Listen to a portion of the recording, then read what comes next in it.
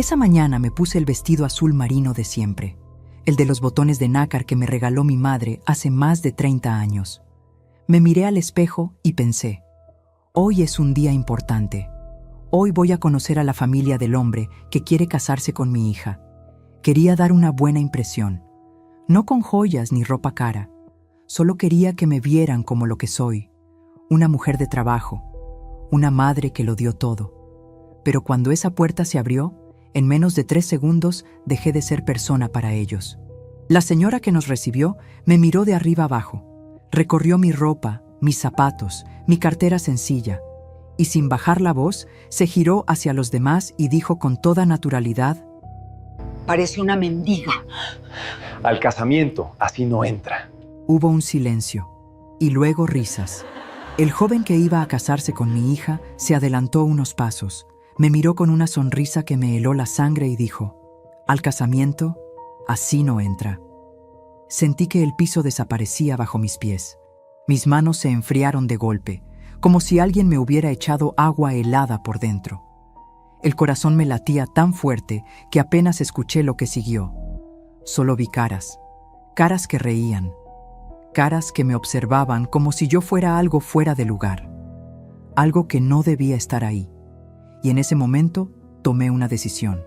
No dije nada, sonreí. Tomé mi bolso con calma, me despedí en voz baja y salí por esa puerta con la cabeza en alto.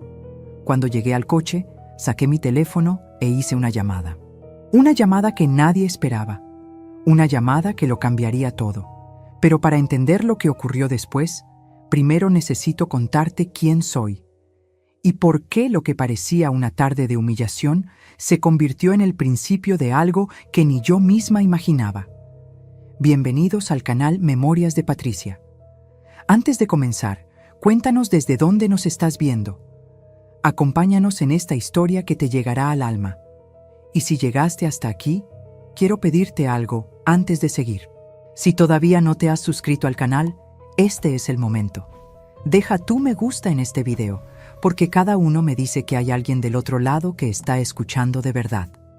Y cuéntame, ¿desde qué ciudad me estás viendo hoy? Escríbelo en los comentarios. Me sorprende cada vez que veo hasta dónde llegan estas palabras. Me llamo Patricia Morales. Tengo 61 años. Vivo en la misma ciudad donde nací, aunque el barrio donde crecí ya no existe como era antes.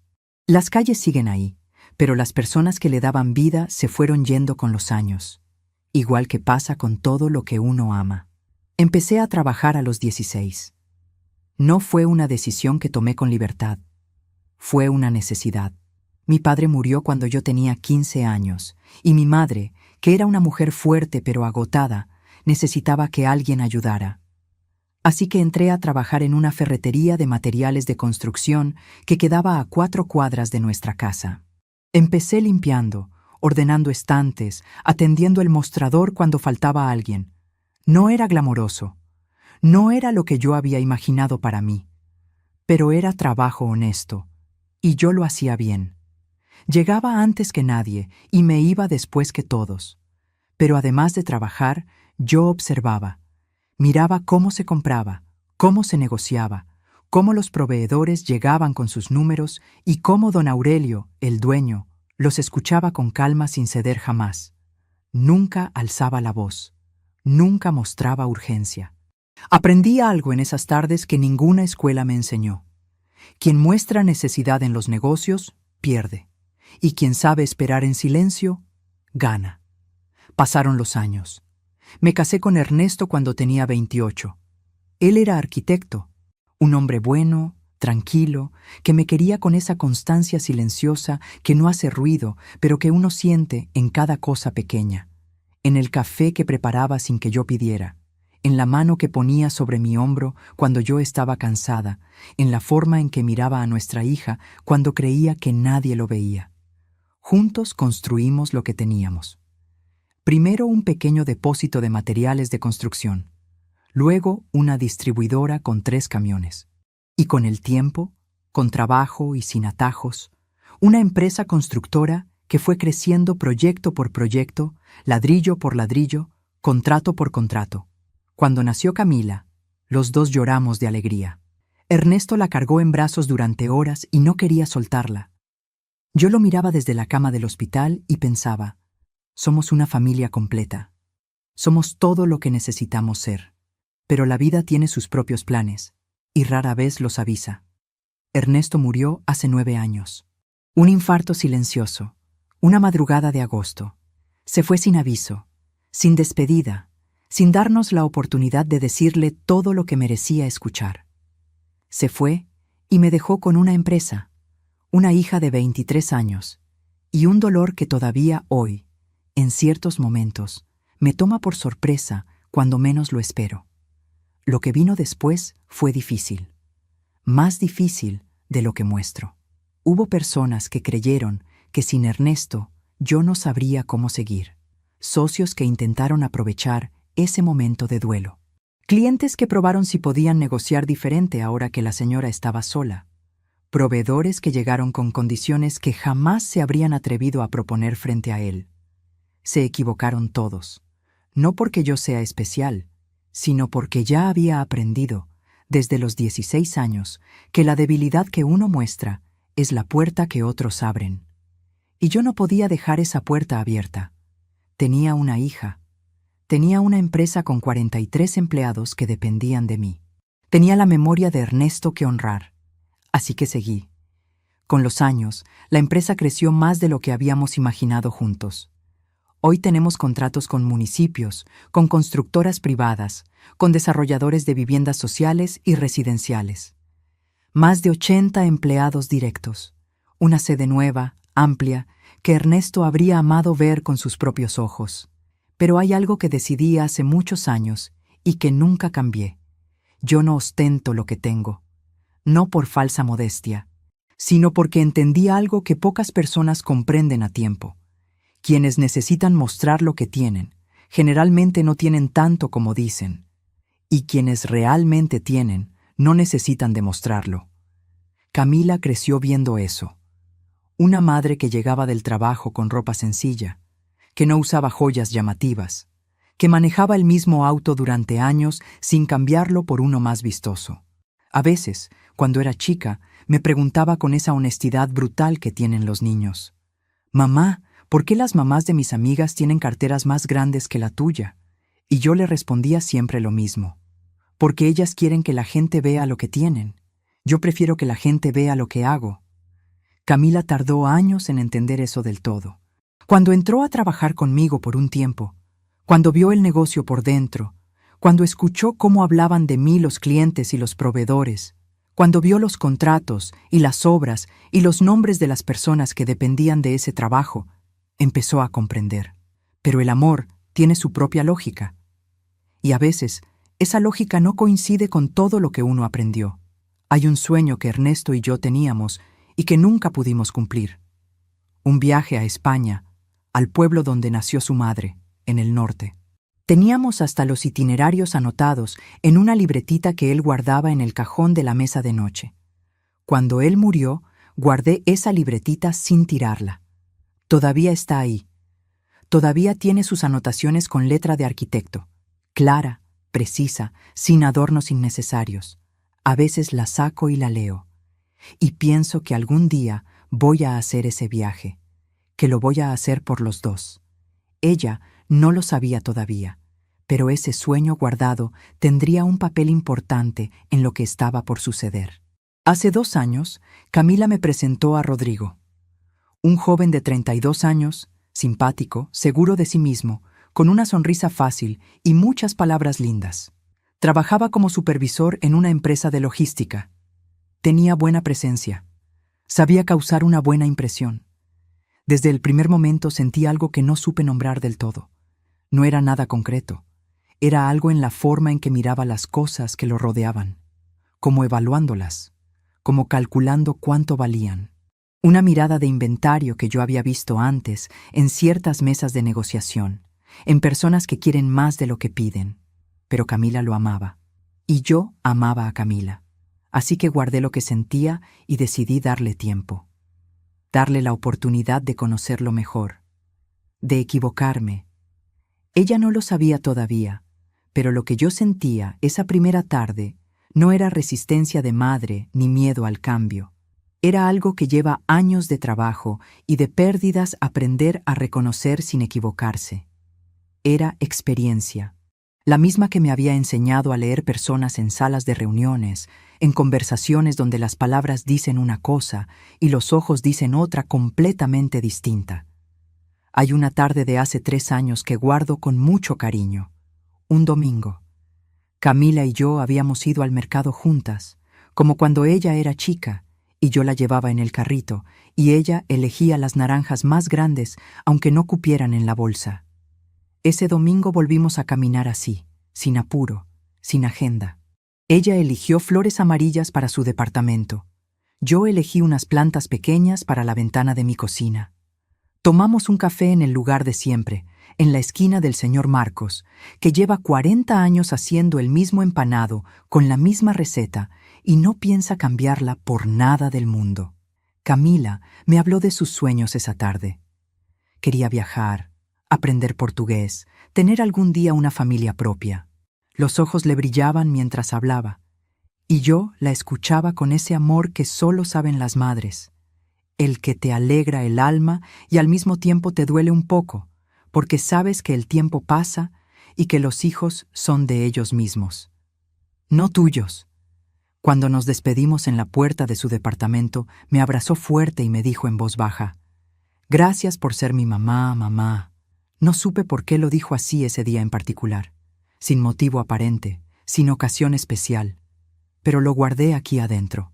Y en los meses que siguieron, lo saqué muchas veces de ese lugar y lo sostuve con las 2 manos como si fuera lo más valioso que tenía. La llamada llegó un martes a las 11 de la mañana. Era Camila. Su voz tenía esa suavidad especial que usa cuando quiere pedirme algo y no sabe bien por dónde empezar. Lo conozco desde que tenía 5 años. Esa voz no cambia. «Mamá, ¿cómo estás?» «Bien, mi amor. ¿Pasó algo?» «No, no pasó nada. Es que Rodrigo quiere que conozcas a sus papás. Dice que ya es tiempo. Que si vamos a casarnos, lo correcto es que las familias se conozcan». Sentí algo en el estómago. No sé si llamarlo presentimiento o simplemente el instinto de una madre que conoce a su hija desde el primer segundo de vida y que ha aprendido a escuchar no solo lo que dice, sino lo que calla. «¿Cuándo?», le pregunté. «El sábado que viene, para cenar». Le dije que sí. Por supuesto que le dije que sí. Era mi hija, era su felicidad. Y si ella había decidido casarse con ese hombre, lo mínimo que yo podía hacer era conocer a su familia con respeto y corazón abierto, aunque en mi interior sintiera esa inquietud que no sabía bien cómo explicarme a mí misma. Esa semana trabajé como siempre. Firmé contratos. Recibí a 3 proveedores nuevos que querían negociar materiales para un proyecto grande. Revisé los avances de una obra que llevaba semanas de retraso en el norte de la ciudad. Hablé con mi contadora sobre los presupuestos del trimestre siguiente. Una tarde, mientras cerraba la oficina, me quedé un momento mirando la foto que está en la repisa de la sala de reuniones. Ernesto, Camila y yo, en el cumpleaños de ella número 15. Los 3 reímos en esa foto. Los 3 parecemos completamente felices. Ese día lo éramos. Puse la mano sobre el marco un segundo. Pensé: ojalá estuvieras aquí para verla casarse, Ernesto. Ojalá estuvieras aquí para decirme si yo estoy viendo bien o si me estoy equivocando. Y seguí. El viernes en la noche, antes de acostarme, revisé la agenda del día siguiente. Había anotado con letra simple: cena con familia de Rodrigo, 8 de la noche. Pensé en qué ponerme. No quería ir arreglada en exceso. No soy de las que necesitan impresionar con la ropa. Prefiero que la gente me conozca a mí, no a lo que llevo puesto. Así que elegí el vestido azul marino, el de los botones de nácar. Ese que me hace sentir yo misma. El sábado amaneció con cielo gris. Tomé mi café despacio, en la cocina, mirando por la ventana ese color plomizo que a veces precede la lluvia y a veces simplemente se queda ahí, indeciso, como esperando. Me arreglé el cabello con calma. Me puse los aros de plata pequeños, los de siempre. Tomé mi bolso de cuero marrón, gastado en las esquinas pero limpio y firme. Ese bolso tiene años. Hay personas que me han preguntado por qué no lo cambio por uno nuevo. Y yo les respondo lo mismo de siempre, porque este funciona, y lo que funciona no se cambia por capricho. Me miré al espejo una vez más. Voy a conocer a las personas que van a ser parte de la familia de mi hija, pensé. Voy con respeto, voy con buena voluntad. Voy dispuesta a escuchar y a darles una oportunidad genuina, aunque mi instinto me diga otra cosa. A las 7:15 de la tarde pasé a buscar a Camila a su departamento. Ella bajó con un vestido rojo, el cabello suelto, los ojos brillantes de esa alegría que da el amor cuando todavía no duele. Estaba hermosa. Era mi hija, y yo la amaba con toda la fuerza que una madre puede amar. Me abrazó antes de subir al auto. Gracias por venir, mamá. Para eso estoy, mi amor. Siempre. Mientras manejaba, ella fue contándome cosas sobre la familia de Rodrigo, que vivían en el barrio Las Cumbres, el de las casas nuevas con rejas altas y jardines iluminados, que la madre se llamaba Graciela y era muy cuidadosa con las apariencias. El padre, Héctor, era contador, que tenían una casa grande, con jardín y pileta, y que les gustaba recibir con estilo. Son de esas familias a las que les gusta mostrarse un poco, me dijo Camila con una sonrisa liviana, como si fuera un rasgo simpático y sin mayor importancia. Yo no respondí nada. Llegamos al barrio faltando 5 minutos para las 8. El auto de Rodrigo estaba estacionado afuera. Las luces de la casa estaban encendidas. Desde la vereda se escuchaban voces adentro, risas, el sonido de copas, el aroma de algo que se cocinaba con especias. Un detalle pequeño me llamó la atención mientras caminábamos hacia la puerta. Una tarjeta de empresa pegada en el buzón de correo de la casa de al lado. El nombre era pequeño, pero lo leí completo. Era una empresa constructora que yo conocía. Una empresa que nos había pedido presupuesto hacía apenas 3 semanas para un proyecto de remodelación. Lo registré, como registro todo, pero lo dejé pasar. Camila tocó el timbre. Escuchamos pasos lentos acercándose. La puerta se abrió, y en ese instante, sin saberlo todavía, sin poder imaginar lo que vendría en los próximos minutos, comenzó la historia que hoy te estoy contando. La puerta se abrió y apareció una mujer de unos 55 años, alta, arreglada, con el cabello teñido de rubio claro y varios anillos dorados en los dedos. Me miró de arriba a abajo con una lentitud que era completamente deliberada. Sus ojos recorrieron mi ropa, mis zapatos, mi bolso sencillo. Y luego, sin que nadie le hubiera preguntado nada, se giró hacia la sala donde estaban reunidas varias personas y dijo en voz alta, con absoluta naturalidad: «Parece una mendiga». Hubo un segundo de silencio, y luego risas. Rodrigo estaba entre los que reían. Mi hija estaba a mi lado. La sentí tensarse como una cuerda. Vi cómo bajó la mirada hacia el piso. Entonces él dio un paso hacia adelante. Me miró con esa sonrisa fácil que yo había aprendido a desconfiar desde la primera vez que la vi, y dijo sin ningún apuro: «Al casamiento, así no entra». Yo no respondí, no grité, no lloré, no me defendí, sonreí con calma. Me despedí en voz baja, tomé mi bolso y salí por esa puerta con la cabeza en alto. Escuché la voz de Camila a mis espaldas, llamándome. No me detuve. Caminé por el sendero del jardín iluminado. Escuché cómo se cerraba la puerta a mis espaldas y seguí caminando hasta el auto sin mirar atrás ni una sola vez. Hay cosas que uno no puede permitirse sentir en el momento en que ocurren. Hay dolores que uno guarda para después, para cuando se está sola y no hay nadie mirando. Ese era uno de esos momentos. Cuando llegué al auto, metí la llave en el contacto y encendí el motor. Mis manos no temblaban. Eso me sorprendió a mí misma. No temblaban porque en algún lugar dentro de mí, algo muy profundo, ya sabía que esto no era el final de nada, que era el principio de algo completamente diferente, que lo que acababa de ocurrir en esa puerta no era una humillación, sino una revelación. Estaba viendo a esas personas tal como eran, sin filtro, sin máscara, y eso era más información de la que yo había tenido hasta ese momento. Saqué el teléfono y busqué el nombre de Carmen, mi asistente de dirección desde hace 14 años. Era sábado de noche, tarde. Ella tenía familia, tenía su propia vida fuera del trabajo. No importaba. Ella atendió al segundo tono, y antes de que yo pudiera decir una sola palabra, escuché algo en su voz que no esperaba. Tensión. Señora Patricia, menos mal que llama, necesito verla. Eso no era lo que yo había esperado escuchar. Yo había llamado para pedir una verificación simple. Quería saber si Rodrigo Gutiérrez tenía alguna conexión con empresas del sector de la construcción. Quería confirmar o descartar lo que sentía. Pero algo en el tono de Carmen me detuvo antes de hablar. ¿Qué pasó, Carmen? No puedo decirlo por teléfono.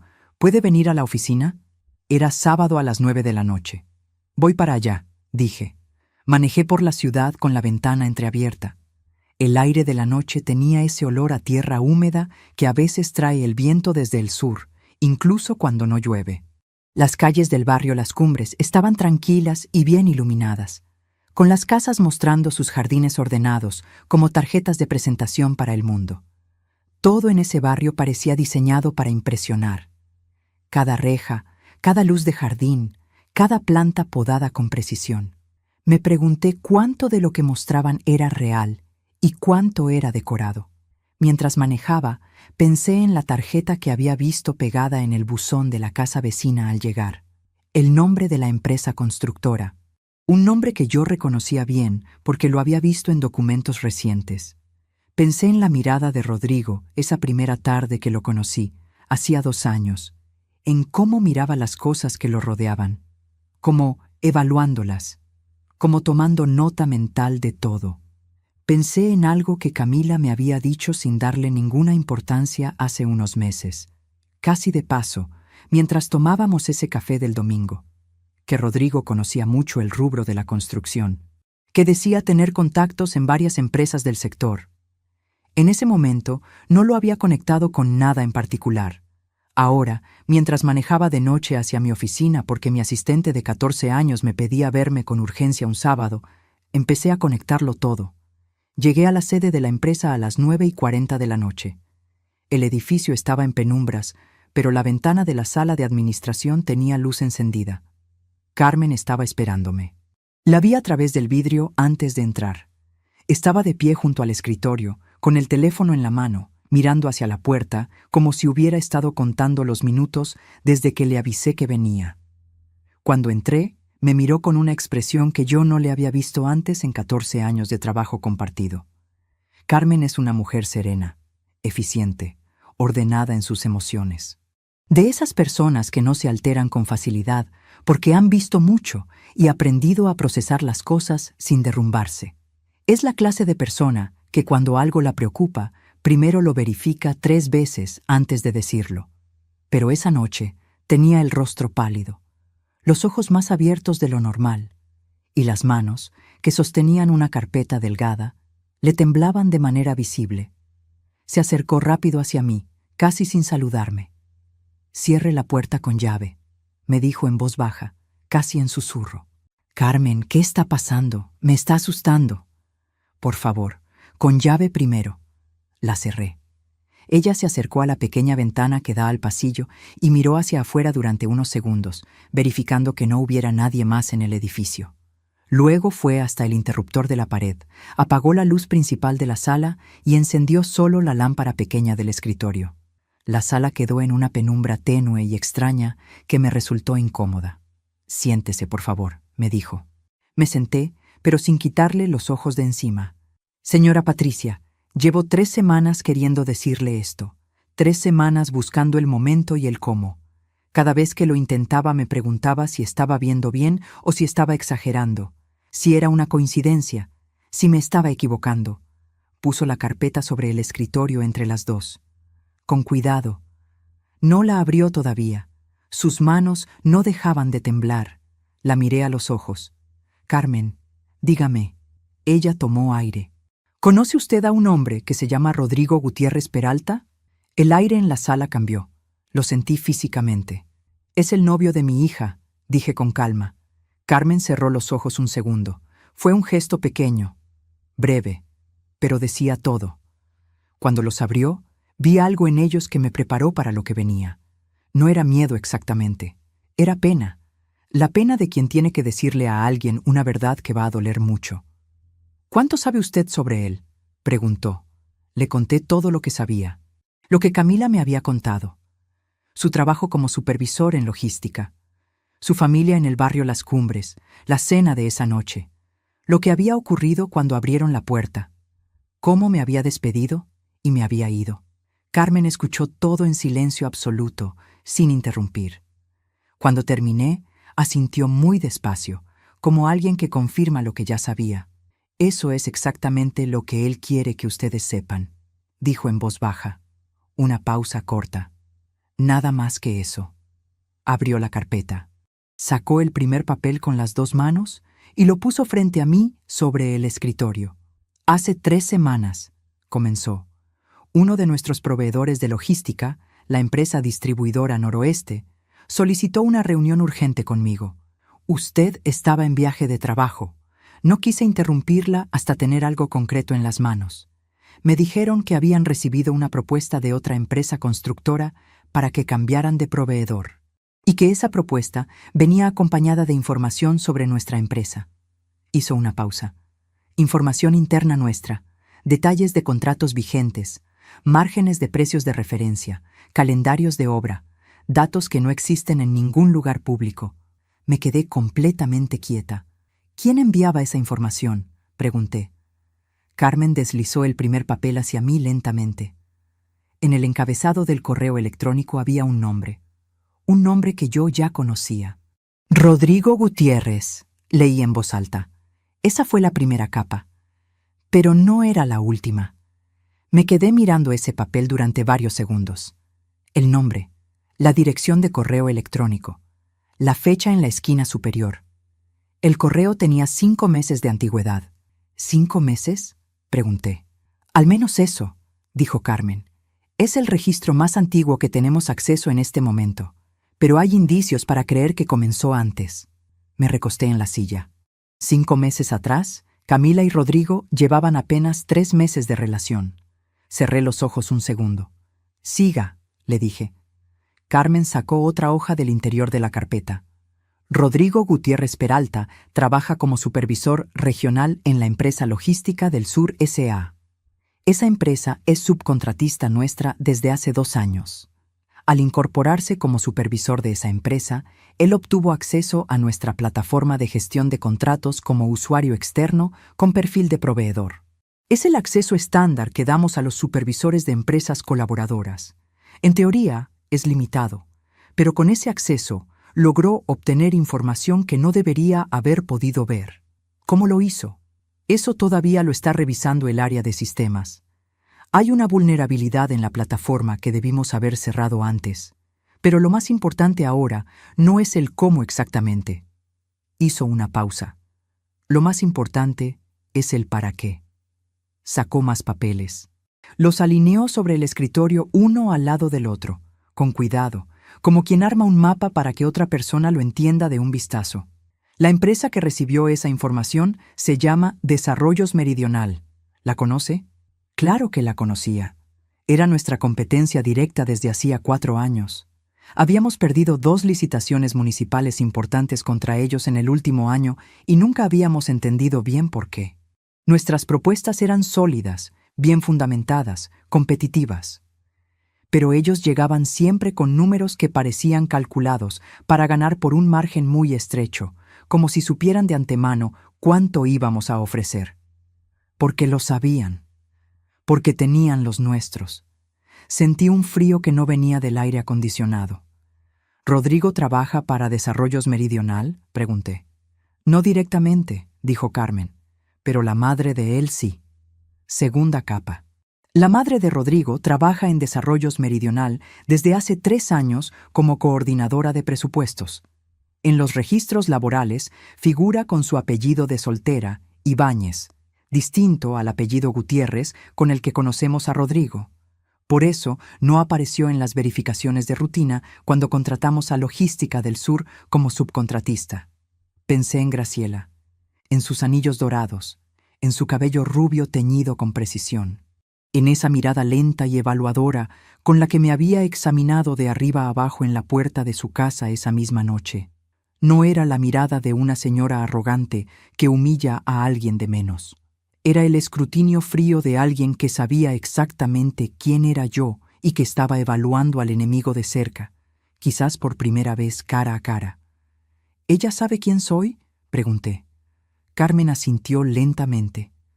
Sí, y él también. Tercera capa. Rodrigo Gutiérrez postuló a un cargo en nuestra empresa hace 2 años y 2 meses, para la jefatura de operaciones del área norte. Pasó la primera instancia de selección. En la segunda entrevista, usted misma hizo las preguntas de evaluación técnica. Fue descartado. Tenemos el registro completo archivado. Cerré los ojos. 1 segundo. Nada más. 10 meses atrás. Yo lo había entrevistado. No lo recordaba. Ese año evaluamos a muchos candidatos. Pero él sí me recordaba a mí.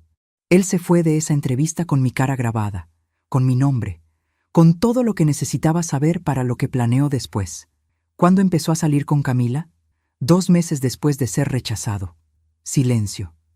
Un silencio que pesaba como algo sólido dentro de esa sala pequeña y en penumbras.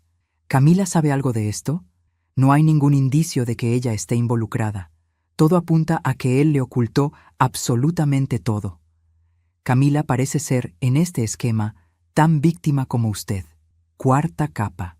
Carmen sacó otro papel. Eran capturas de pantalla impresas en color, con marcas de tiempo visibles en los bordes, con los nombres de los usuarios parcialmente visibles. Esto me lo entregó el representante de Distribuidora Noroeste. Son fragmentos de conversaciones entre Rodrigo y alguien identificado solo como G, que con alta probabilidad es Graciela, aunque todavía no tenemos confirmación definitiva. Lea el tercero desde arriba. Lo leí. Decía: si la vieja se complica, usamos a la hija. Ella hace lo que él le pida. Sentí que algo en mi interior se partía en dos con un sonido que nadie más escuchó. No era dolor todavía, era rabia. Una rabia fría, quieta, que se instaló en el centro del pecho y no se movió de ahí. Mi hija que me había abrazado en la puerta del departamento esa misma tarde y me había dicho gracias por ser mi mamá, con esa voz que tengo guardada aquí adentro desde hace mucho. Mi hija que en ese momento estaba en esa casa, con esas personas, sin saber absolutamente nada. ¿Hay más?, pregunté. Mi voz sonó serena, extrañamente serena para todo lo que estaba ocurriendo dentro de mí. Carmen me miró un segundo antes de responder. Sí, hay más. Quinta capa. El plan completo, según lo que pudimos reconstruir a partir de los correos y los mensajes, era el siguiente. Rodrigo se casaba con Camila. Una vez dentro de la familia, con el apoyo activo de Graciela y Héctor, comenzarían a construir una narrativa frente a Camila de que usted estaba tomando malas decisiones empresariales, de que la empresa tenía problemas, de que lo mejor para todos era que usted cediera el control operativo a alguien más joven y con visión más moderna del negocio. Pausa. A él. Y si eso no funcionaba, continuó Carmen con voz firme, usarían la información que ya tenían para que Desarrollos Meridional ganara las próximas 3 licitaciones municipales del año. Con eso, nuestra empresa perdería posición de mercado, credibilidad financiera y liquidez. Y entonces usted, bajo esa presión, quizás consideraría vender o asociarse. Con ellos. Con ellos. Me puse de pie. Caminé hacia la ventana. Miré hacia afuera. La calle estaba vacía. Los faroles hacían círculos de luz amarilla sobre el pavimento y las sombras entre uno y otro parecían más oscuras de lo habitual. Pensé en Ernesto, en la libretita con los itinerarios de España que todavía guardo en el cajón de la mesa de noche, en los años de trabajo honesto que habían construido esta empresa ladrillo por ladrillo, decisión por decisión, sin atajos y sin trampas. Pensé en Camila con el vestido rojo, los ojos brillantes de amor genuino, diciéndome para eso estoy mamá siempre, sin saber nada de lo que yo estaba descubriendo esa noche. Y pensé en Graciela abriendo la puerta esa noche, estudiándome con cuidado, y diciendo parece una mendiga en voz alta y sin que le temblara la voz. No fue crueldad espontánea, fue estrategia calculada, para que yo me fuera ofendida, para que Camila quedara avergonzada de mí, para que la distancia entre madre e hija empezara a abrirse esa misma noche, lentamente, sin que nadie tuviera que pedirlo, para que cuando empezaran a hablarle a ella de que su madre tomaba malas decisiones, ya hubiera una herida vieja entre nosotras. Qué bien lo habían calculado, qué mal me conocían. Me giré hacia Carmen. ¿Cuánto de esto está documentado con solidez suficiente? Todo lo que le mostré esta noche, más el testimonio formal del representante de Distribuidora Noroeste, que ya confirmó su disposición a colaborar, más el análisis de sistemas que está en proceso, pero que ya tiene hallazgos claros sobre el acceso indebido a la plataforma. ¿Hay algo que pueda ser cuestionado legalmente? Carmen fue honesta. Algunos correos podrían tener dificultades de origen dependiendo de cómo se presenten en un proceso formal. Por eso necesitamos un abogado especializado antes de cualquier movimiento externo. Asentí. Saqué el teléfono del bolsillo. ¿Qué va a hacer?, me preguntó Carmen en voz baja. Lo mismo que hago siempre cuando alguien subestima lo que tengo. Abrí la aplicación de grabación del teléfono. La encendí. Voy a registrar todo. Cada conversación, cada reunión, cada mensaje que llegue y cada mensaje que salga. Nada se mueve sin quedar documentado a partir de esta noche. Carmen asintió. En su expresión había alivio y respeto mezclados. ¿Y Camila?, preguntó con cuidado, en voz muy baja. Me detuve. Esa era la pregunta más difícil de esa noche. Camila, que no sabía nada. Camila, que amaba a ese hombre con toda la honestidad de quien todavía no ha aprendido a desconfiar. Camila, que en ese momento quizás estaba intentando entender por qué su madre se había ido sin decir nada. Camila todavía no sabe nada, dije despacio, y por ahora tiene que seguir sin saber. Si él nota que algo cambió, va a desaparecer con todo lo que tiene. Necesito que esto avance en silencio. Fue la decisión más difícil que tomé esa noche. Más difícil que salir de aquella casa con la cabeza en alto. Más difícil que escuchar todo lo que Carmen me acababa de mostrar. Decidir proteger a mi hija guardando un secreto que le rompería el corazón cuando llegara el momento de contarlo. Porque el amor de madre a veces se parece mucho al dolor. Necesito detenerme un momento aquí.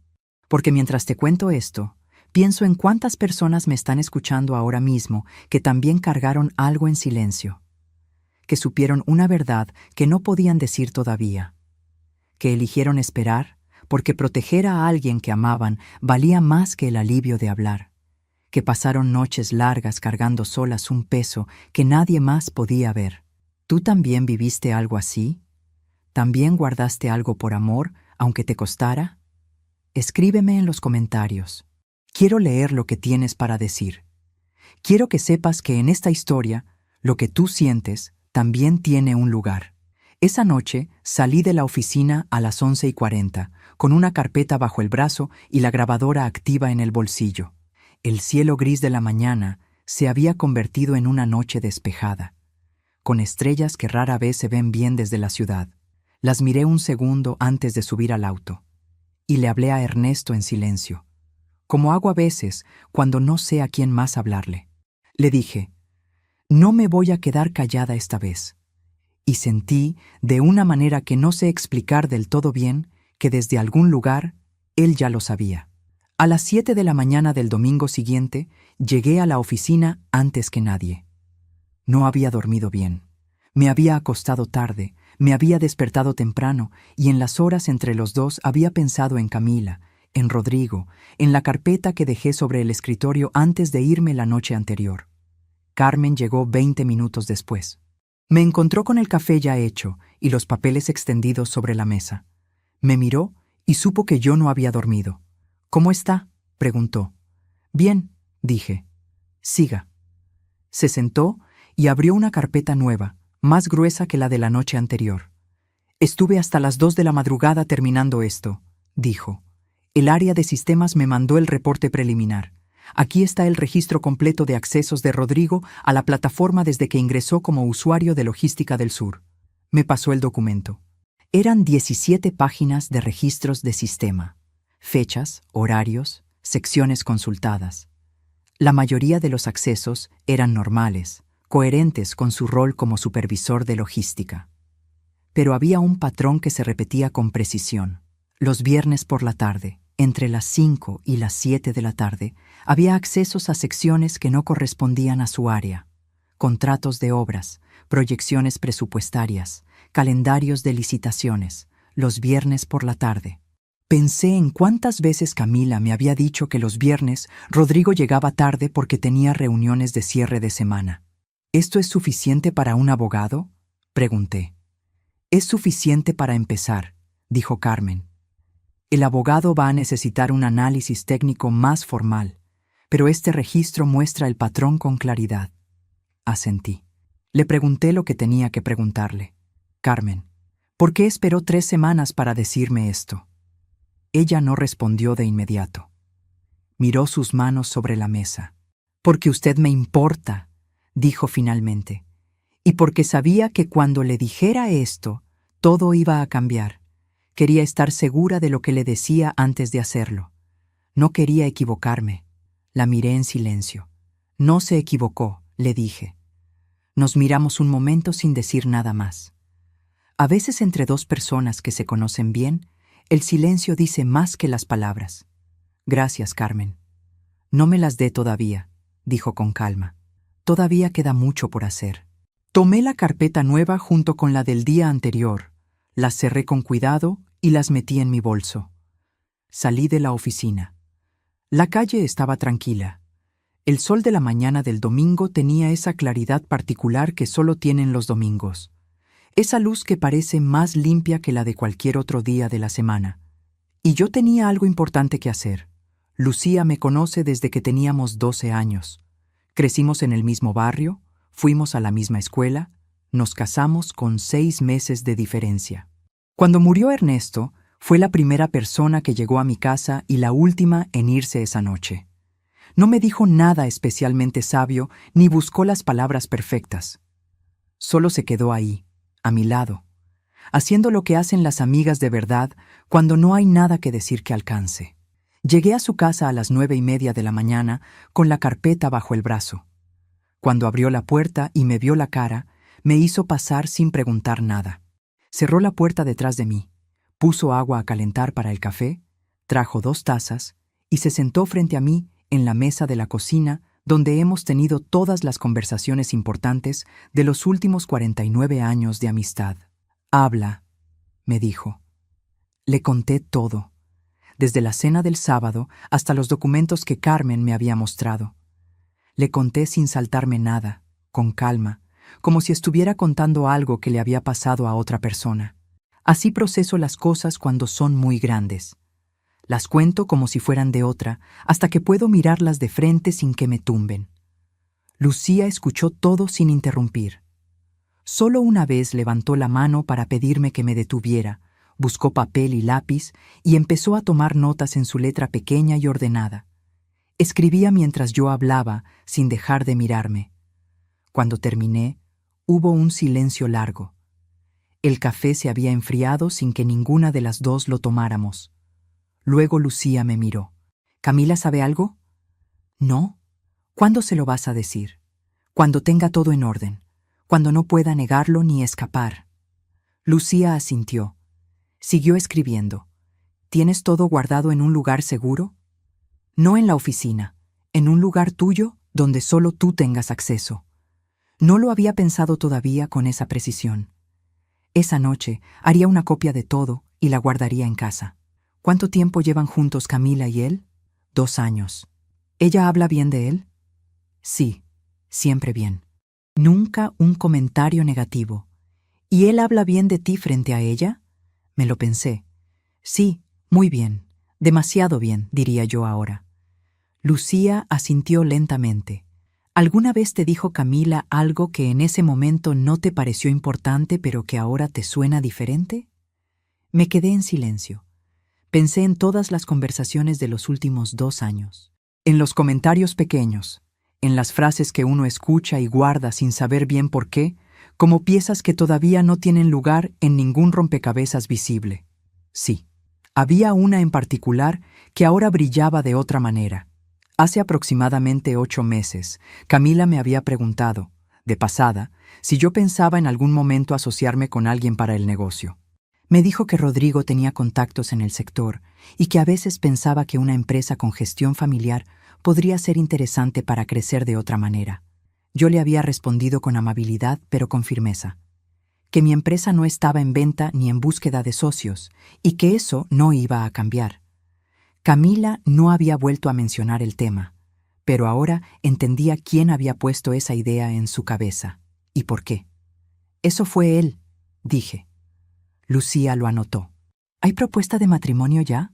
Todavía no, formalmente, pero Camila habla de eso como si fuera una cuestión de tiempo. Entonces, todavía estás a tiempo, dijo Lucía. Antes del matrimonio tienes más libertad de movimiento. Eso tiene importancia jurídica. La miré con sorpresa. ¿Desde cuándo sabes de temas jurídicos? Sonrió levemente. Desde que me jubilé y empecé a leer demasiado y a escuchar demasiados podcasts. Revisó sus notas con atención. Necesitas 3 cosas de manera urgente, dijo con ese tono práctico que tiene cuando algo le parece verdaderamente serio. Un abogado que conozca bien el derecho empresarial y el derecho digital. Una copia de todos los documentos en un lugar que no sea ni la oficina ni tu casa habitual. Y seguir actuando con total normalidad frente a Camila y frente a él hasta que todo esté en orden. Ya lo sé, dije. Lo sé que lo sabes. Te lo digo para que lo escuches en voz alta, dicho por alguien más. A veces eso ayuda más de lo que parece. Tenía razón. A veces sí ayuda a escuchar las cosas de afuera. Le pedí prestado un sobre grande. Metí dentro una copia de los documentos más importantes y se lo dejé a ella para que lo guardara en su casa. Si algo pasa, le dije, tú sabes qué hacer con esto. Me miró fijo. No va a pasar nada, Patricia. Lo sé, pero si pasa. Asintió sin discutir. Antes de irme, me preguntó algo que ningún abogado me habría preguntado, y que sin embargo era la pregunta más necesaria de toda esa mañana. ¿Cómo estás tú por dentro? No la empresa, tú. Me lo pensé de verdad antes de responder. Enojada, dije. Y clara, las 2 cosas juntas, al mismo tiempo. Esa es la mejor combinación posible cuando hay que pelear por algo que importa, dijo. Me abrazó en la puerta con esa fuerza que tienen los abrazos de 49 años. Llámame cuando salgas del abogado. Antes de seguir con esta historia, quiero preguntarte algo muy simple. ¿Desde qué país o ciudad me estás escuchando hoy? Escríbelo en los comentarios. Me emociona cada vez que veo hasta dónde llegan estas palabras. El doctor Hernán Solís tenía 68 años, el cabello completamente blanco y unos anteojos con marco grueso que usaba siempre en la punta de la nariz, como si estuvieran a punto de caerse, aunque nunca lo hacían. Lo conocía desde hacía 15 años. Había llevado los contratos más importantes de mi empresa. Había ayudado a resolver 2 disputas complejas con subcontratistas. Y había sido uno de los que llegó a darme la mano cuando Ernesto murió. No era solo mi abogado. Era una de esas personas en las que uno confía sin tener que explicar el porqué. Lo llamé el lunes por la mañana temprano. «Patricia, ¿todo bien?», fue lo primero que me dijo, con esa percepción que tienen algunas personas para notar cuando algo cambió en la voz de alguien que conocen bien. «No exactamente», respondí. «Necesito verte hoy si es posible». A las 4 de la tarde. Aquí te espero. Llegué a su oficina puntual. Un segundo piso con paredes forradas de libros ordenados por tema, una planta grande en la esquina que él regaba con una regadera pequeña de cerámica azul. Lo había visto regar esa planta durante 15 años. Era uno de esos detalles que hacen que un lugar parezca confiable. Me senté frente a su escritorio y le presenté todo. Con orden, con calma, sin saltarme nada. Primero, el contexto general de la empresa. Luego la relación de Camila con Rodrigo desde el principio. Luego los correos, el registro de accesos a la plataforma, los mensajes con la G, la empresa Desarrollos Meridional y la conexión de Graciela de Ibáñez. Le mostré cada papel uno por uno. Le expliqué cómo lo había obtenido Carmen. Le conté lo del proveedor que había hecho la denuncia interna. El doctor Solís escuchó todo sin interrumpirme. Solo de vez en cuando levantaba una hoja para leerla más de cerca, asintiendo levemente, con esa expresión concentrada que tiene cuando está procesando información con cuidado y sin apuro. Cuando terminé, tomó su lapicera y empezó a escribir en su libreta con letra clara. «Bien», dijo. «Esto es más sólido de lo que esperaba cuando me llamaste esta mañana. ¿Es suficiente para actuar? Depende de cuál es tu objetivo principal. Dime qué quieres que ocurra exactamente». Me gustó esa pregunta, directa, sin rodeos, sin suposiciones sobre lo que yo querría. Quiero que esto pare. Quiero que haya consecuencias reales para él y para Desarrollos Meridional. Quiero recuperar, si es posible, lo que perdimos en esas licitaciones. Y quiero proteger a Camila de todo esto mientras sea posible. El doctor Solís asintió y escribió en silencio durante unos segundos. Vamos por partes. El acceso indebido a la plataforma es el punto más sólido de lo que tienes. Si el análisis de sistemas confirma el patrón que ya aparece en el registro, estamos hablando de violación de secreto empresarial y acceso no autorizado a sistemas informáticos protegidos. Eso tiene consecuencias penales directas, además de las civiles. ¿Penales para él personalmente? Para él en primer lugar, posiblemente también para quien utilizó esa información de manera directa y se benefició de ella. Y para Desarrollos Meridional como empresa, si se puede demostrar que sus responsables actuaron sabiendo que la información provenía de una fuente ilegal. Son 3 frentes distintos y los 3 tienen caminos legales concretos y viables. ¿Y las licitaciones que perdimos? Eso requiere más construcción de prueba. Para reclamar daños por licitaciones específicas, necesitamos demostrar que la información robada fue determinante en los resultados de cada proceso. No es imposible, pero es el paso que viene después, una vez que tengamos consolidado lo primero. No podemos correr antes de caminar. ¿Cuánto tiempo necesita para tener algo presentable formalmente? 30 días. Quizás menos si el reporte técnico de sistemas es tan claro como describes. Necesito que Carmen me envíe todo el material en formato original, sin modificaciones de ningún tipo. Y necesito que el representante de Distribuidora Noroeste se formalice como testigo cuanto antes con una declaración escrita y fechada. Lo tiene esta semana, dije. Bien, eso acelera todo. Y mientras tanto, ¿qué hago yo? Mientras tanto, tú no cambias absolutamente nada en tu conducta habitual. No mencionas esto a nadie más allá de quienes ya saben. No confrontas a Rodrigo ni a su familia bajo ninguna circunstancia. No tomes decisiones empresariales que puedan interpretarse como reacción a esto. Y no le dices nada a tu hija todavía. ¿Por cuánto tiempo? El doctor Solís miró sus notas. 4 semanas, como máximo. 4 semanas. Las pronuncié mentalmente. 4 semanas actuando como si no supiera nada. 4 semanas cargando este peso en silencio. 4 semanas mirando a mi hija a los ojos sin poder decirle la verdad que merecía saber. Le pregunté lo que cualquier madre en mi lugar habría preguntado. ¿Y si en esas 4 semanas él le propone matrimonio a Camila? El doctor Solís apoyó la lapicera sobre la libreta con cuidado. Si eso ocurre, me llamas ese mismo día. Ajustamos el plan de inmediato, pero no lo anticipes. Por ahora, 4 semanas. Me quedé en silencio un momento. ¿Va a salir bien?, pregunté. No era una pregunta de empresaria. Era la pregunta de una madre que lleva días cargando algo muy pesado. El doctor Solís me miró por encima de sus anteojos con esa expresión directa que tiene cuando va a decir algo que importa de verdad. Patricia, en 15 años nunca te mentí. No voy a empezar ahora. Una pausa breve. Las pruebas son sólidas. El camino es claro. Y tú eres la persona más metódica y más firme que conozco. Otro segundo. Va a salir bien. Salí de su oficina a las 6:30 de la tarde con una lista de pasos concretos anotada en papel, el número directo de su asistente para cualquier urgencia y algo que no esperaba sentir al cruzar la puerta hacia la calle. Alivio, mezclado con miedo, sí, las 2 cosas juntas, como le había dicho a Lucía. Pero principalmente, alivio. porque el caos que había sentido desde el sábado en la noche, desde el momento en que Carmen abrió esa carpeta frente a mí, había tomado por fin una forma reconocible. Ya no era un desastre sin bordes, era un problema con solución, con pasos, con tiempos, con personas en quienes confiar. Y eso, en ese momento, era todo lo que necesitaba. Esa noche Camila me llamó.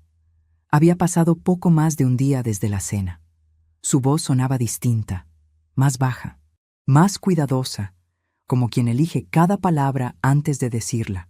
Mamá, ¿podemos vernos? Solo las dos. Quiero hablar contigo. Le dije que sí. Nos encontramos en su departamento al día siguiente al mediodía. Cuando abrió la puerta, me abrazó sin decir nada durante varios segundos. Ese abrazo me costó más de lo que esperaba. Tuve que hacer un esfuerzo real para dejarme abrazar sin derrumbarme. Nos sentamos.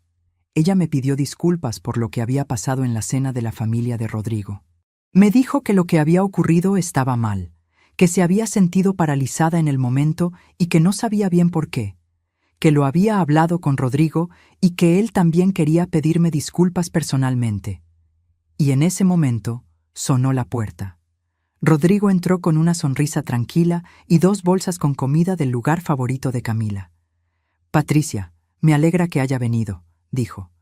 Lo del otro día no estuvo bien, lo sé y lo lamento. Lo miré. Lo miré como miro a cualquier persona cuando necesito ver más allá de lo que muestra. Gracias, Rodrigo, dije. Y sonreí con calma. Comimos los 3 en la mesa pequeña del departamento de Camila.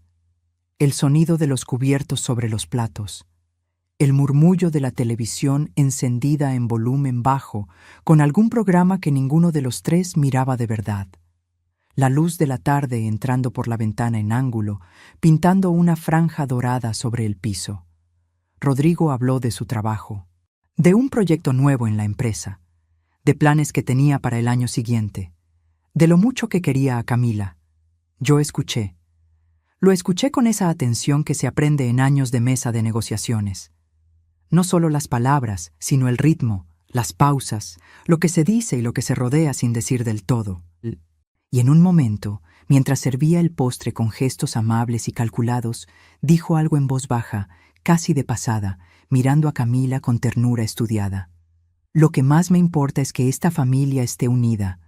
Al final del día, la familia es lo único que no se puede comprar. Lo dijo como si fuera un pensamiento espontáneo, como si lo estuviera sintiendo en ese momento por primera vez. Pero yo sabía exactamente lo que era. Era la primera semilla. La primera semilla de la narrativa que iban a construir despacio, con paciencia, para que Camila empezara a asociar la unidad familiar con la idea de que yo cediera algo, para que el día que le pidieran que convenciera a su madre de cambiar algo en la empresa, ella sintiera que lo hacía por amor y no por presión. Qué bien construían sus frases. Bajé la mirada hacia mi taza de café. Sonreí levemente y no dije nada. Esa tarde fue la más larga de ese mes entero. Cuando llegué a mi casa esa noche, cerré la puerta con llave, fui al living, me senté en el sillón y me permití, por primera vez desde el sábado, sentir todo lo que había estado guardando con tanto cuidado. Las lágrimas llegaron solas, sin ruido, sin drama. Solo llegaron y yo las dejé estar el tiempo que necesitaban. Lloré por Camila, que amaba a ese hombre sin saber nada de lo que yo sabía. Lloré por Ernesto, que no estaba para ayudarme a cargar esto. Lloré un poco por mí misma, porque cargar en silencio es mucho más pesado de lo que uno calcula antes de empezar a hacerlo. Después me sequé la cara, fui al dormitorio, abrí el cajón de la mesa de noche, saqué la libretita de Ernesto con los itinerarios de España y la sostuve un momento entre las manos. Todavía estoy de pie, le dije. La guardé de nuevo con cuidado. Tomé la carpeta con los documentos y las notas del doctor Solís. La abrí. Leí cada página una vez más, con calma, como quien revisa el mapa antes de emprender un camino que ya conoce, pero que igual necesita ver con sus propios ojos antes de dar el primer paso. 4 semanas. Yo podía. El miércoles de la 4ª semana, el doctor Solís llamó a las 10 de la mañana. «Ya está presentado todo», dijo. la denuncia penal ante la Fiscalía y la demanda civil contra Desarrollos Meridional. Las notificaciones llegaron esta mañana a Logística del Sur y a Desarrollos Meridional. Le agradecí y guardé el teléfono. Me quedé en silencio en mi oficina. Miré el escritorio ordenado, el café que se había enfriado sin que yo lo tomara. Miré la foto de Ernesto y Camila en la repisa, la del cumpleaños número 15 con los tres sonriendo. Ya está en movimiento, pensé. Ya no hay vuelta atrás. Traté de seguir trabajando. Revisé un contrato, respondí correos, busqué agua. Nada llegué a terminarlo del todo, porque en algún lugar de la mente siempre estaba ese pensamiento. En algún momento de esta mañana, Rodrigo va a saber. 2 horas después, mi teléfono vibró. El nombre en la pantalla era Rodrigo. Atendí. No habló de inmediato. Hubo un segundo de silencio cargado, como el momento antes de que algo se rompa. Y luego su voz, que yo había escuchado siempre controlada y agradable, llegó transformada en algo que no reconocí como suyo. ¿Usted presentó una denuncia contra mí? No era una pregunta. Era una acusación directa. Sí, dije con calma. ¿Sabe lo que está haciendo? ¿Sabe lo que me va a costar esto? ¿Piensa en su hija? ¿En lo que le está haciendo a Camila con esta locura? Primera etapa. Rabia. Rodrigo, dije con voz tranquila, lo que le está haciendo daño a Camila no es lo que yo hice esta semana, es lo que usted hizo durante 2 años mientras ella confiaba en usted con todo lo que tenía. Hubo un silencio breve. Luego la voz subió un tono. Escúcheme bien, tengo conexiones en este sector que usted no imagina. Si sigue adelante con esto, le voy a hacer la vida imposible. Le voy a cerrar cada puerta que le queda abierta en este rubro y en cualquier otro. Segunda etapa. Amenaza. Respiré despacio. Anote lo que acaba de decir, porque esta llamada está siendo grabada desde el primer segundo en que usted habló. Silencio. Un silencio largo y tenso. Podía escuchar su respiración al otro lado del teléfono. Irregular. Rápida. La respiración de alguien que acaba de entender que cometió un error grave en tiempo real. Cuando volvió a hablar, el tono alto y agresivo había desaparecido. Lo que quedó fue algo más quieto, más inseguro, más pequeño. ¿Grabada? Desde el momento en que atendí la llamada. Tercera etapa. Miedo. Luego colgó. Puse el teléfono sobre el escritorio con calma. Carmen asomó la cabeza desde la puerta entreabierta. ¿Todo bien, señora Patricia? Todo bien. Llame al doctor Solís y dígale que Rodrigo Gutiérrez me amenazó por teléfono a las 12:14 del mediodía, que tenemos la grabación completa y limpia. Esa tarde, Logística del Sur suspendió a Rodrigo de manera preventiva. El director de operaciones me lo confirmó con una llamada breve y seria. Me pidió disculpas formales en nombre de la empresa. Desde Desarrollos Meridional no llegó ninguna llamada ese día. Ni esa tarde, ni esa noche. Pero antes de las 6 de la tarde, el sistema de alertas detectó un intento de eliminación de los registros del perfil de usuario de Rodrigo. El área de sistemas lo bloqueó de inmediato y generó el reporte automático con hora, fecha y descripción. Demasiado tarde para él. Perfecto, dijo el doctor Solís cuando lo llamé. Con esto acaba de agregar intento de obstrucción a los cargos existentes. Cada movimiento desesperado que hace nos da más material para trabajar. No respondí nada. No hacía falta. Hay momentos en que el silencio es la respuesta más poderosa que existe. Los días que siguieron fueron intensos de una manera diferente. Rodrigo intentó comunicarse conmigo 3 veces más por distintos medios. Las 3 veces seguí el consejo del doctor Solís y no respondí sin avisarle primero. Pero lo que más me pesaba no era él, era Camila. Supe que Rodrigo la había llamado el mismo día que recibió la notificación. Camila me llamó esa noche con una voz que nunca le había escuchado. Confundida, asustada y herida de una manera que a ninguna madre le gusta escuchar en su hija. «Mamá, ¿qué está pasando? Rodrigo me dijo que lo estás destruyendo por celos». Ese era su argumento final. Los celos de una madre. Respiré profundo. ¿Puedes venir a mi casa mañana? Quiero mostrarte algo. Solo quiero que leas. Al día siguiente Camila llegó a las 10. Lucía también estaba.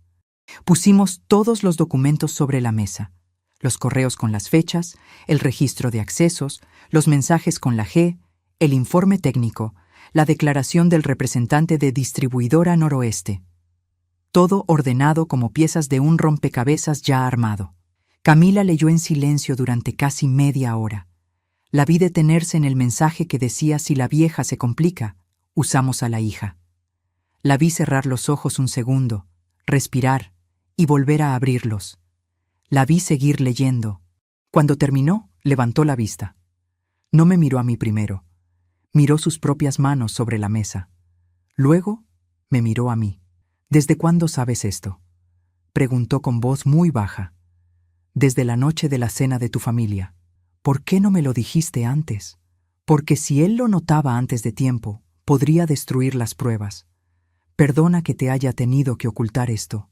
Camila asintió lentamente, con la cabeza y con algo más profundo. «¿Sabías que yo no tenía nada que ver?». «Sí, lo supe desde el primer momento. Nunca dudé de ti ni un segundo». Las lágrimas llegaron solas. Como siempre llegan las verdades que duelen más. En ese momento sonó el portero del edificio. Era Rodrigo. Había venido sin avisar, probablemente esperando encontrar a Camila sola, sin nadie que pudiera ayudarla a ver con claridad. Camila me miró. Yo la miré a ella. Fue ella quien tomó la decisión, sin que yo dijera una sola palabra. «No abras», dijo. No abrimos. Rodrigo llamó 3 veces más al portero. Luego dejó un mensaje largo en el teléfono de Camila. Que todo era un malentendido, que la amaba, que yo nunca lo había aceptado. Camila escuchó el mensaje completo en silencio absoluto. Luego lo borró. Me miró con una firmeza que me llenó el pecho de algo que no sé nombrar del todo bien. «¿Qué necesitas que haga?». «Solo que no hables con él. Todo lo demás ya está encaminado», asintió. Lucía le puso una mano en el hombro sin decir nada. Yo apreté sus manos entre las mías y supe, en ese momento, que lo más difícil de todo ya había pasado. Antes de contarte lo que ocurrió en esa sala, necesito preguntarte algo. Si tú estuvieras en mi lugar, con todo lo que yo tenía en la mano y sabiendo lo que sabías, ¿habrías tenido miedo de dar ese último paso? ¿O habrías caminado hacia adelante sin dudar? Escríbemelo en los comentarios. De verdad quiero saber qué habrías hecho. La audiencia fue un martes por la mañana, 5 semanas después de aquella noche en la oficina con Carmen. El doctor Solís me había preparado para cada momento. Aún así, cuando entré a esa sala y vi la mesa alargada con las sillas frías y los folders frente al funcionario que presidiría la audiencia, sentí que el corazón me latía más fuerte de lo habitual. «Respira, Patricia», me dije. Al otro extremo de la mesa estaban Rodrigo, más pálido que la última vez, con el traje que ahora solo lo hacía parecer pequeño dentro de él, y su abogado, un hombre de expresión tensa que tomó notas sin detenerse desde el primer segundo. El funcionario leyó los cargos formales: acceso no autorizado a sistemas informáticos protegidos, violación de secreto empresarial e intento de obstrucción de investigación en curso. El abogado de Rodrigo solicitó la palabra de inmediato. «Mi cliente niega todos los cargos. Los accesos son parte del perfil habitual de cualquier supervisor de empresa colaboradora. No existe evidencia de intención dolosa ni de beneficio personal directo». El doctor Solís esperó a que terminara. Luego abrió su carpeta con calma, como alguien que sabe exactamente lo que tiene adentro. Presentamos el análisis técnico forense elaborado por un perito independiente certificado. 17 páginas que documentan los accesos del señor Gutiérrez a secciones fuera de su perfil de usuario, de manera sistemática, los viernes por la tarde, durante 6 meses consecutivos. Ningún otro supervisor registra un patrón similar en el mismo periodo. «Un posible error de configuración del sistema», respondió el abogado. «No puede atribuirse responsabilidad al usuario por fallas de la plataforma». El doctor Solís asintió. Anticipábamos esa respuesta. Sacó otra hoja y la deslizó sobre la mesa. Presentamos también los correos enviados desde la cuenta personal del señor Gutiérrez al director de presupuestos de Desarrollos Meridional, con archivos adjuntos extraídos de las secciones a las que no tenía acceso legítimo. Las fechas coinciden con exactitud con los registros de acceso indebido. El abogado tomó los papeles. Esta vez tardó considerablemente más en responder. Fue entonces cuando el representante de Distribuidora Noroeste presentó su declaración formal. Habló con calma y precisión. La propuesta que su empresa había recibido, los datos específicos de nuestra empresa que los correos contenían, la decisión de rechazarla y reportarlo a nuestro equipo. Mientras él hablaba, yo miraba a Rodrigo. Vi el momento exacto en que entendió que no había salida. No fue un gesto grande. Solo bajó la vista hacia la mesa, y ya no volvió a levantarla con la misma seguridad de antes. El abogado intentó un último argumento sobre la cadena de custodia de los archivos digitales. El doctor Solís respondió con el certificado del perito que confirmaba la autenticidad e integridad de cada documento presentado. El funcionario tomó nota en silencio total. Nadie habló. Luego preguntó si alguna de las partes tenía algo más que agregar. El abogado de Rodrigo negó con la cabeza. El doctor Solís me miró de reojo. Yo asentí. La parte demandante desea presentar un elemento adicional que surgió durante el proceso. Abrió el último sobre de la carpeta. Era la transcripción completa de la llamada del miércoles de la cuarta semana. Las amenazas pronunciadas, palabra por palabra, grabadas con fecha y hora certificadas, sin posibilidad de interpretación diferente a la evidente. El funcionario la leyó en silencio completo. La sala quedó completamente quieta. Rodrigo no levantó la vista del escritorio. El abogado cerró su carpeta despacio y no dijo nada más. Pero antes de que el funcionario declarara el cierre, el representante de Logística del Sur, que había permanecido como testigo secundario durante toda la audiencia, solicitó agregar una declaración voluntaria. Declaró con voz firme que durante el tiempo de Rodrigo como supervisor habían notado conductas irregulares, reuniones no reportadas, archivos descargados fuera del horario habitual, menciones de conexiones que no correspondían a su nivel de cargo. Ahora entendemos lo que estaba ocurriendo y lamentamos no haberlo visto antes. No era obligatorio que dijera eso, pero lo dijo. Y en esa sala, en ese momento, valió más que cualquier papel. El funcionario anotó la declaración y comunicó que el resultado sería notificado en los siguientes días hábiles. La audiencia había terminado. El doctor Solís y yo salimos juntos. En la puerta del edificio me extendió la mano. «Patricia», dijo, «has sido la cliente más preparada con la que he trabajado en 20 años. Aprendí de los mejores», le dije. Y aunque pensé en Ernesto al decirlo, también pensé en don Aurelio, en la ferretería de 4 cuadras, en los 16 años que tenía cuando aprendí a escuchar más de lo que hablaba. A veces la vida te enseña exactamente lo que vas a necesitar mucho más tarde. El resultado formal llegó 15 días después. «Ganamos en todas las líneas principales», dijo el doctor Solís. «Los cargos penales se elevan a instancia judicial. El proceso civil contra Desarrollos Meridional comienza el mes que viene, y el perito ya comenzó el cálculo de reparación de daños por las licitaciones perdidas». Colgué el teléfono. Me quedé sentada en silencio, mirando el escritorio, las carpetas ya archivadas, la foto en la repisa que había estado mirando tantas veces en las últimas semanas. Y luego, sin que nadie me viera, empecé a llorar. No era tristeza. Era el tipo de llanto que llega cuando uno ha cargado algo muy pesado durante semanas y de pronto puede soltarlo. Lloré por Ernesto, que habría querido estar ahí. Lloré por los años de trabajo honesto que casi alguien pudo usar en su contra. Lloré por Camila y por mí misma, porque cargar todo esto en silencio había sido más difícil de lo que les había dicho a nadie. Luego me sequé los ojos y llamé a Carmen. «¿Escuchó?», le pregunté. «Sí, señora Patricia». Y su voz también tenía lágrimas que no intentó ocultar. Ese mismo día fui a la oficina del doctor Solís para la firma de documentos finales. Rodrigo ya estaba en la sala de espera, pálido, quieto, con esa expresión que tienen las personas cuando todo lo que construyeron sobre una mentira se derrumba y descubren que no quedó nada real debajo. Cuando terminaron los trámites, Rodrigo se puso de pie para irse. Pasó cerca de donde yo estaba. En voz baja, muy baja, le dije: «Cuando me cerraste la puerta en la cara aquella noche, pensaste que me estabas sacando del camino». Una pausa. «Lo único que hiciste fue mostrarme exactamente quién eras». Otro segundo. «La empresa que quisiste quitarme algún día se la voy a dejar a mi hija. Pero tú no vas a estar cerca de ninguna de las dos». Di media vuelta y salí sin mirar atrás ni una sola vez. La tarde estaba despejada. Una luz limpia desde el occidente que pintaba de dorado las fachadas de los edificios. La misma ciudad, pero todo se sentía diferente. Lucía me esperaba en el café de la esquina de siempre.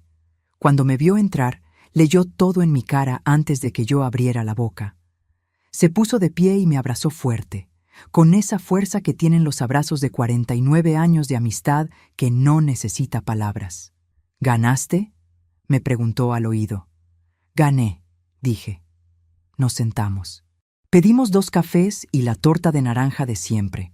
Y por primera vez en muchas semanas me senté sin ningún peso sobre los hombros, sin nada que guardar en silencio, solo una taza de café caliente, una amiga de toda la vida y la certeza tranquila de algo que tardé 61 años en aprender a sostener con firmeza. Que uno puede perder muchas cosas en esta vida, pero la dignidad solo la pierde quien decide soltarla. Yo no la había soltado. Ni un solo día. La semana siguiente al cierre del proceso, hice algo que no había hecho en mucho tiempo. Llegué a la oficina a las 8 de la mañana, como siempre. Saludé a Carmen, como siempre. Me serví el café, como siempre. Pero en lugar de abrir el correo o revisar la agenda del día, me detuve frente a mi escritorio y lo miré en silencio. Había algo que quería hacer antes de empezar el día. Tomé la carpeta gruesa que había vivido en la esquina del escritorio durante las últimas semanas, la de los documentos del proceso, y la archivé definitivamente en el cajón de documentos cerrados. Reorganicé los papeles del día a día. Moví el adorno que había quedado desplazado meses atrás. Limpié con cuidado el vidrio de la foto de Ernesto y Camila hasta que quedó transparente y brillante. Luego me alejé unos pasos y miré el escritorio desde la distancia. Así estaba bien. Había algo en ese gesto simple que no sé describir del todo. Era como cerrar una puerta con llave desde adentro y saber que lo que quedó del otro lado ya no tenía acceso. No fue un momento dramático. Fue un lunes a las 8:15 de la mañana con el café todavía caliente. Pero fue real. Ese mediodía, por primera vez en muchos meses, salí a caminar sin teléfono, sin agenda, sin ningún propósito específico. Solo caminé por las calles del centro durante 40 minutos, mirando las vidrieras, el cielo de noviembre, la gente que pasaba con sus bolsas y sus conversaciones y sus prisas que no tenían nada que ver con la mía, sin estar esperando que sonara nada, sin estar pensando en el próximo paso. 40 minutos, nada más. Pero en esos 40 minutos no fui la dueña de una constructora, ni la madre de Camila, ni la señora que había pasado semanas cargando un secreto. Fui solo una persona caminando por la ciudad en un mediodía de martes. Y eso fue suficiente. Ese mismo mediodía, al pasar frente a una florería, entré y compré un ramo pequeño de flores amarillas, sin motivo particular, solo porque me gustaron. Las puse en el jarrón del escritorio cuando volví. Carmen las miró y no dijo nada, pero sonrió. Esa tarde llegaron las primeras confirmaciones formales, la desvinculación definitiva de Rodrigo de Logística del Sur, el inicio de la investigación administrativa interna de Desarrollos Meridional. Una semana después, la suspensión de Graciela de Ibáñez de sus funciones mientras durara el proceso civil. Leí cada carta con calma y las archivé. No sentí alegría, no sentí triunfo de los que hacen ruido. Sentí algo más tranquilo y más hondo. Algo parecido a la justicia cuando llega de la manera correcta, sin espectáculo, sin exceso. Solo el orden de las cosas acomodándose de vuelta en su lugar, como agua que vuelve a su nivel. El viernes de esa semana, Lucía, Carmen, Camila y yo nos reunimos en mi casa para cenar. Puse la mesa con el mantel de los días especiales, el que guardaba para las Navidades y los cumpleaños. Hice la misma comida que preparaba cuando Camila era chica. Pusimos música suave de fondo. Nadie hizo un discurso ni levantó una copa con palabras preparadas de antemano. Solo cenamos juntas. Hablamos de cosas pequeñas, de proyectos nuevos, de la clase de acuarela que yo quería empezar, de nada que tuviera urgencia ni peso. Pero era la primera vez en muchos meses que yo podía estar sentada en esa mesa sin ningún secreto debajo de la conversación, sin ninguna distancia invisible entre mi hija y yo, sin ninguna parte de mí en otro lugar. Cuando Camila se fue esa noche, me abrazó en la puerta con los dos brazos apretados. «Gracias por no rendirte, mamá», me dijo en voz baja. La abracé fuerte. «Para eso estoy, mi amor, siempre». La recuperación no fue una línea recta. Hubo días muy buenos, días normales y días en que algo pequeño me tomaba por sorpresa y me llevaba de regreso a un lugar que yo creía haber cerrado. 3 semanas después del cierre del proceso, estaba buscando un documento en el cajón de la mesa de noche cuando encontré la libretita de Ernesto, la de España, la de los itinerarios escritos con letra de arquitecto en las páginas que habían amarilleado con los años. La sostuve un momento sin abrirla, y esa tarde me permití llorar de una manera diferente a todas las veces anteriores. No por la empresa, ni por la traición, ni por el peso de las semanas pasadas. Lloré por él, solo por él. Por todos los años en que había estado tan ocupada sobreviviendo y construyendo y protegiendo, que a veces no me había dado el tiempo necesario para extrañarlo como merecía. Lo extrañaba profundamente. Me senté en el borde de la cama con la libretita en las manos durante un buen rato. Leí cada página con cuidado, los itinerarios con los nombres de los pueblos y los días asignados a cada lugar, la lista de cosas que él quería ver y las que quería probar, los dibujitos pequeños que hacía en los márgenes, porque era arquitecto y no podía evitar dibujar aunque fuera en una libretita de viaje. Cuando terminé de leer, la guardé de nuevo, y luego hice algo que llevaba años postergando con excusas que siempre parecían razonables en su momento. Busqué una academia de acuarela que quedaba a 15 cuadras de mi casa. La semana siguiente me inscribí en la clase de los sábados por la mañana, no porque tuviera talento especial ni ninguna expectativa artística, sino porque siempre me había gustado ver cómo el color se mueve en el agua sobre el papel y porque había llegado finalmente la hora de hacer cosas solo porque me gustaban, sin propósito de negocio, sin utilidad que justifique el tiempo. La primera clase fui sin saber qué esperar. El grupo era pequeño. La maestra era joven, paciente y buena, explicando con simplicidad. Y había, entre las otras alumnas, una señora de unos 63 años llamada Beatriz, que hacía un comentario gracioso cada vez que su pincel no hacía lo que ella le pedía, que era frecuente. Nos reímos juntas desde la primera clase. Beatriz tenía una pequeña panadería artesanal cerca de su casa y venía a la clase todos los sábados como su manera de separar el trabajo del descanso. La semana siguiente me invitó a conocerla. Fui. El pan que hacía era extraordinario. Tenía ese olor de las panaderías de antes, el que mezcla la harina tostada con algo dulce que no se identifica del todo, pero que hace que uno quiera quedarse. Empezamos a caminar juntas después de la clase, luego a tomar el café que ella misma traía en un termo grande, luego a contarnos cosas de la vida con la facilidad con que se hablan las personas que no tienen nada que demostrar la una a la otra. No es fácil hacer amigas nuevas a los 61 años.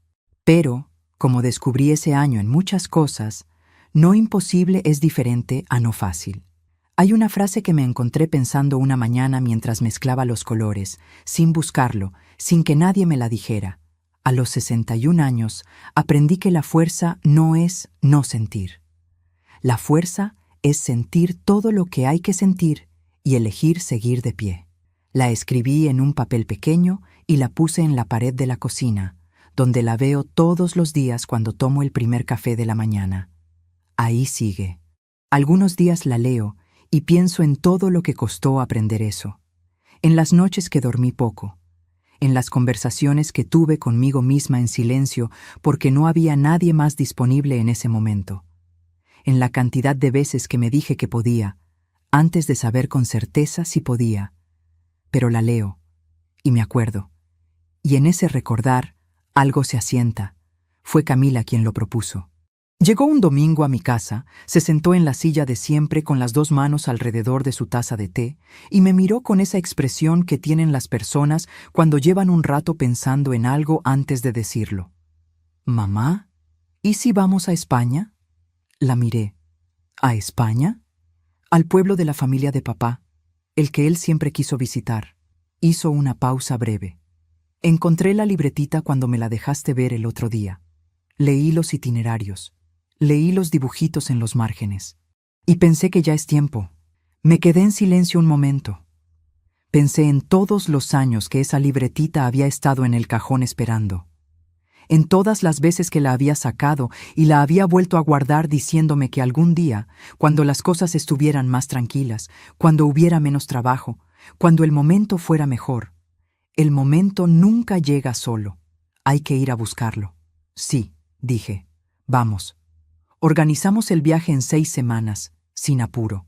Llegamos al norte de España, en la segunda semana de octubre, cuando esa región tiene esa luz particular que parece pintada en tonos de gris y dorado al mismo tiempo.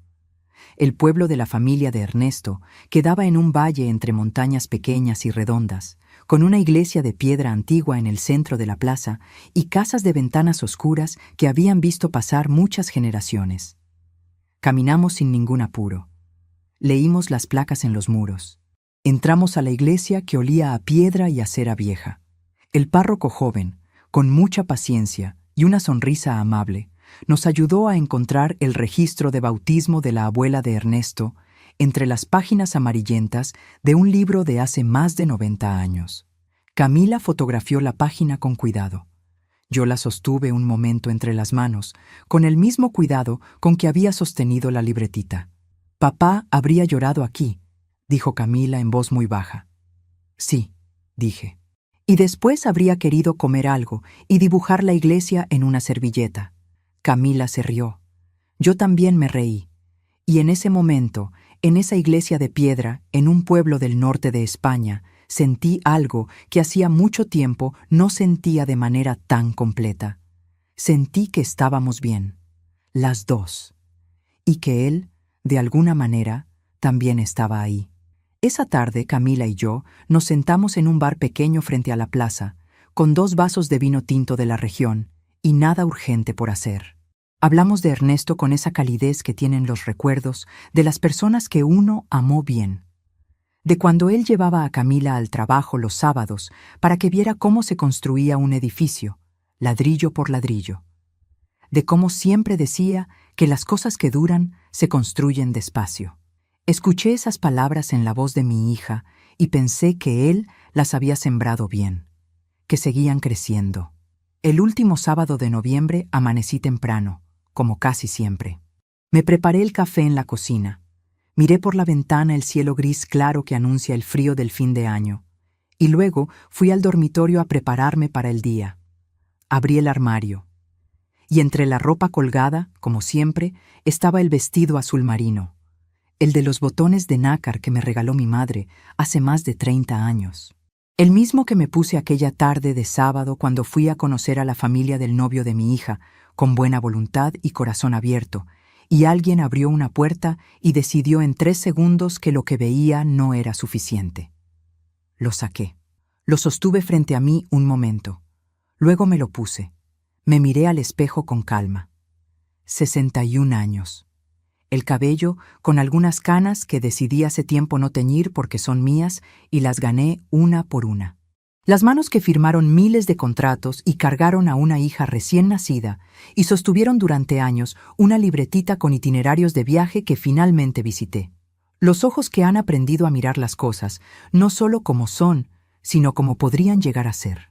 Hoy la empresa recibía un reconocimiento del municipio por su contribución a proyectos de vivienda social en la región. Iban a estar los 83 empleados, iba a estar Carmen, iban a estar Lucía y Beatriz, iba a estar Camila, iba a estar yo, con el vestido azul marino, y nadie iba a decir esta vez que no encajaba en la imagen que se esperaba.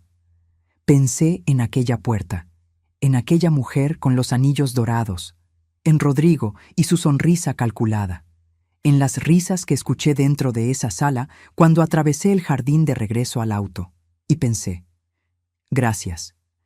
Gracias de verdad por mostrarme con tanta claridad quiénes eran. Porque esa noche, cuando llegué al auto y saqué el teléfono y llamé a Carmen, no empecé una guerra, empecé un camino. Un camino que me llevó a la oficina a las 11 de la noche con la carpeta más importante de mi vida, a la cocina de Lucía con el café frío que ninguna de las dos tomamos, a la planta de cerámica azul del doctor Solís, a la clase de acuarela de los sábados, al pan de Beatriz, a una iglesia de piedra en el norte de España donde mi hija y yo nos reímos y lloramos al mismo tiempo. Un camino que me enseñó algo que no estaba en ningún contrato ni en ningún manual de negocios. Que a los 61 años todavía se puede empezar de nuevo. No desde cero, desde todo lo que una ya es. Desde la experiencia de los años. Desde la fuerza ganada en cada momento difícil que una eligió no esquivar. Desde el amor que no se dio ni cuando costó más guardarlo que soltarlo. Eso no se improvisa. Eso se construye. Despacio, ladrillo por ladrillo. Y si tú llegaste hasta aquí, quiero decirte algo de persona a persona, de alguien que también ha cargado cosas que pesaban demasiado para cargarlas sola. Sé lo que es seguir de pie cuando nadie ve el esfuerzo que eso requiere. Sé lo que es proteger lo que uno ama en silencio. Sé lo que es sonreír cuando duele y guardar la rabia para convertirla en algo que valga. Si esta historia te llegó, deja tu me gusta en este video. No porque sea un número, sino porque quiero saber que del otro lado hay alguien que entiende. Suscríbete al canal para que la próxima historia también llegue hasta donde estás. Escríbeme en los comentarios lo que sientes, lo que esto te recordó, lo que te llevas de aquí. Y si conoces a alguien que necesita escuchar esto hoy, a una amiga, a tu mamá, a tu hermana, a alguien que está cargando algo pesado y todavía no sabe cómo soltarlo, comparte este video con ella, porque a veces la historia de otra persona nos da exactamente el valor que nos faltaba para dar el primer paso en la propia. Esta historia no termina aquí. Ninguna historia que valga la pena termina cuando uno creía que iba a terminar. Apenas está comenzando.